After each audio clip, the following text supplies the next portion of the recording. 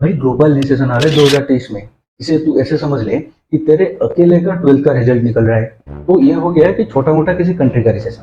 दूसरा चीज ये है कि तेरा जो कजन ब्रदर और सिस्टर्स है, इन सबका 12th का रिजल्ट एक ही साथ निकल रहा है।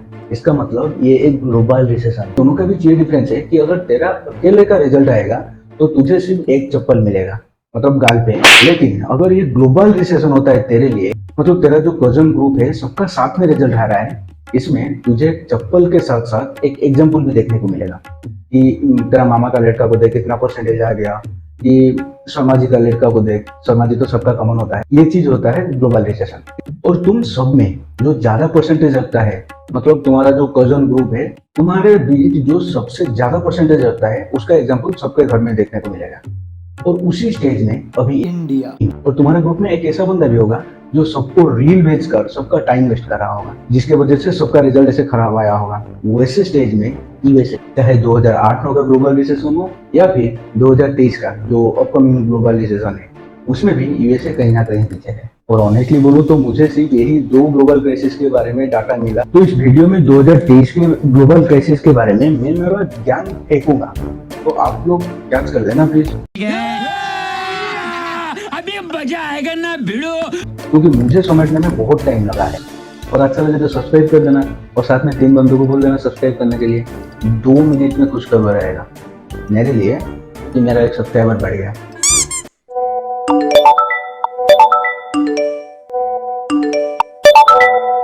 मेरा खत्म हो गया, तुम लोग सब्सक्राइब नहीं किया ना, छोड़ो भाई। ग्लोबल क्राइसिस हर कुछ साल में होता ही रहता है।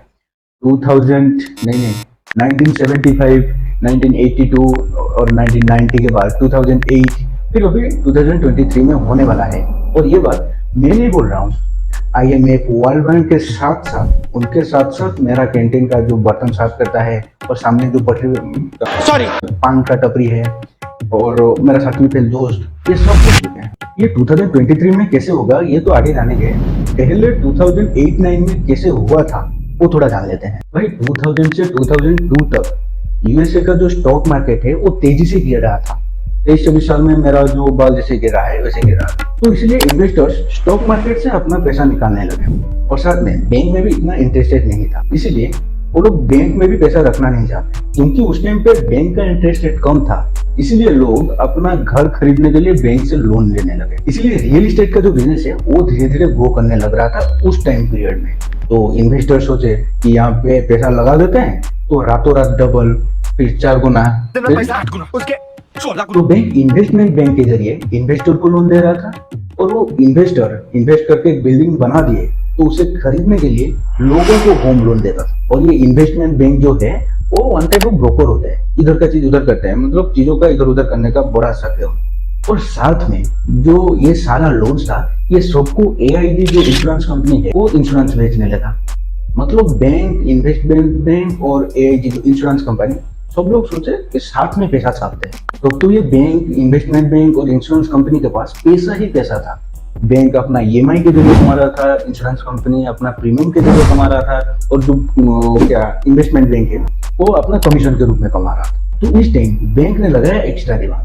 जो bank birth place, birth state, birth country, date of birth, ये सब चीजों को पूछ के एक आदमी को 30 बार पैदा करती है, वही कंपनी अभी बिना क्रेडिट हिस्ट्री को चेक किए लोगों को लोन देने लगी कि भाई ले जाओ, घर खरीदो, आराम से चुकाना। 2001 में यूएस बैंक का जो इंटरेस्ट रेट था वो 1% के आसपास था, इसीलिए वहां पे सब घर खरीदने लगे, मतलब मैक्सिमम लोग घर खरीदने लगे। और बैंक ने उसी टाइम पर और एक भंड फाड़ दिया, और वो ये है कि वो प्रॉपर्टी का फुल अमाउंट लोन पे देने लगे। हमारे यहाँ क्या होता है, हमारा यहाँ होता है कि एक होम लोन अगर कोई लेगा तो प्रॉपर्टी का कुछ अमाउंट उस ओनर को देना पड़ेगा और कुछ अमाउंट बैंक लोन पे देगा। लेकिन वहां पे बैंक ने बोला कि भाई तू ले ले, पैसा ले ले, आराम से घर खरीद के वहां पे रहे, बस EMI टाइम टू टाइम दे देना। क्रेडिट हिस्ट्री भी चेक नहीं कर रहे थे।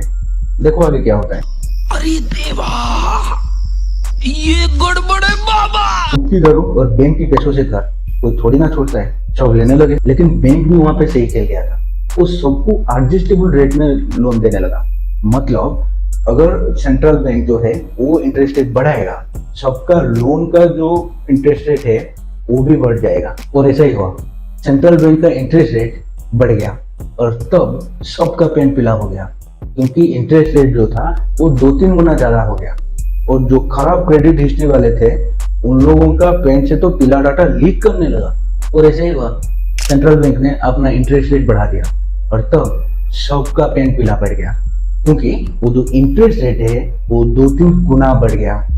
और ऐसे में जो खराब क्रेडिट हिस्ट्री वाले थे, वो जो जोर जबरदस्ती कर ले लिए थे लालच में, उन लोगों का बैंक में पीला डाटा लीक करने लगा। और तब जो लोग लोन का अमाउंट चुका नहीं पाए वो सब अपना प्रॉपर्टी बैंक में सरेंडर कर दिए। तो बैंक के पास बल्क में प्रॉपर्टी आ गया और उस सब को बेच के उसे तो अपना पैसा निकलवाना था।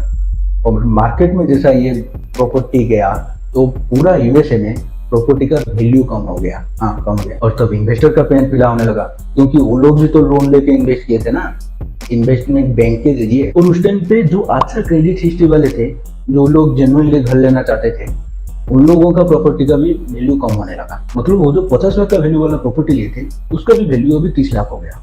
और वो लोग भी अपना पैसा नहीं लगाए थे, वो सब बैंक से उधार लेके किए थे। जैसे हर हॉरर मूवी में भूत के साथ कोई ना कोई गलत चीज हो चुका होता है जब वो जिंदा था, वैसे ही प्रॉपर्टी का वैल्यू अगर लगातार कम हो रहा हो तो उन लोग को वहाँ पे कमी दिख ही जाता है। तो वो लोग भी अपना प्रॉपर्टी सरेंडर करने लगे। और फिर इन्वेस्टमेंट बैंक और इंश्योरेंस कंपनी को साथ में एक तगड़ा झटका लगा। तो ऐसे में बैंक जो जेन्युइन बिजनेसेस है, जिनको पैसों का जरूरत होता है, उन लोगों को भी लोन देना कम कर दिया। छोटा मोटा जो बिजनेस था वो भी बंद होने लग गई। और ऐसे यूएसए का जो जीडीपी था वो नेगेटिव पे जाना शुरू हो गया, मतलब वो रिसेशन में जाना शुरू हो गया। और अगर गांव की सपोर्ट को कोविड होता है तो डोर टू डोर जाके कोविड डिलीवरी करेगा, ट्रीटमेंट नहीं कोविड। ऐसे ही यूएसए का वो जो इकोनॉमिक क्राइसिस है वो वर्ल्ड वाइड फैल गया। हालांकि 2008 की ग्लोबल क्राइसिस में यही एक सिर्फ रीजन नहीं है, और भी बहुत सारा रीजन था, लेकिन ये एक मेजर रीजन था। और अभी जो 2023 में ग्लोबल क्राइसिस आने वाला है उसके बारे में ना ही पूछो तो अच्छा है, क्योंकि पाकिस्तान का जो जुल्फिकार अली भुट्टो बोला था कि हम घास खाएंगे लेकिन न्यूक्लियर बम बनाएंगे, वैसे अभी वेस्टर्न कंट्रीज बोल रहे हैं कि हम अभी इकोनॉमिक क्राइसिस में भी जा सकते हैं, कुछ भी कर सकते हैं, लेकिन रशिया से ऑयल या गैस नहीं करेंगे। इसका मतलब क्या है? ये क्या बात हुई? ये क्या बात हुई यार? ये क्या बात हुई? सामने वाले दरवाजे से नहीं ले रहे हो, पीछे वाले दरवाजे से। और अभी इसका रिजल्ट ये हो रहा है कि जर्मनी क्राइसिस में जाने के बाद अभी यूरोजोन भी क्राइसिस में चला गया। और मोस्ट प्रोबेबली चांस ये है कि यूके भी नेक्स्ट कुछ मंथ या फिर कुछ साल में क्राइसिस में जाने वाला है। ये तो वही बात होगी जैसे हॉरर मूवी का हीरोइन रात का 12 बजे अकेले ऊपर झुके वाले रूम पे जाएगा, उसे ये भी पता होता है कि वहां पे भूत है, ईमानदार है। तो ब्लूमबर्ग की रिसेशन प्रोबेबिलिटी वर्ल्ड वाइड 2023 में जो रिपोर्ट निकाला था उसमें फर्स्ट यूके तो है ही, साथ में फर्स्ट बेंच में सारे यूरोपियन कंट्रीज बैठे हुए हैं, मतलब वेस्टर्न कंट्रीज। और वेस्टर्न कंट्रीज रशिया यूक्रेन के वॉर में जो रशिया के ऊपर सैंक्शंस लगा रहे हैं यूक्रेन को सपोर्ट करने के बहाने में, उसी के लिए उन्हें एक बड़ा वाला झटका लगा है, क्योंकि रातों रात रशिया का तेल और गैस बंद हो गया, ट्रांसपोर्टेशन इफेक्ट हुआ। और ट्रांसपोर्टेशन अगर इफेक्ट होगा, सारा बिजनेस तो इनडायरेक्टली इफेक्ट हो ही जाएंगे, क्योंकि सब तो ट्रांसपोर्टेशन से जुड़े हुए हैं। और ये इतना बड़ा झटका है, तो इसे इमेजिन कर कि सुबह तुझे बहुत जोर से बाथरूम लगा और वहां पे तेरा सामान गिर गया। लेकिन ताज्जुब की बात यह है कि ये लोग अभी भी लगे हुए हैं, बोल रहे हैं कि हमारा देश डूब जाए तो चलेगा, लेकिन रशिया को हराना, वो तो एक कंट्री बर्बाद हो ही गया है, उसी एक कंट्री के पीछे लगते हुए। अभी यूरोजोन क्राइसिस में चला गया, जर्मनी क्राइसिस में चला गया, यूके भी क्राइसिस में जा सकता है, यूएसए का भी चांसेस है। देखते हैं 2023 और क्या क्या दिखाता है। 2022 तो कोरोना दिखाते गया।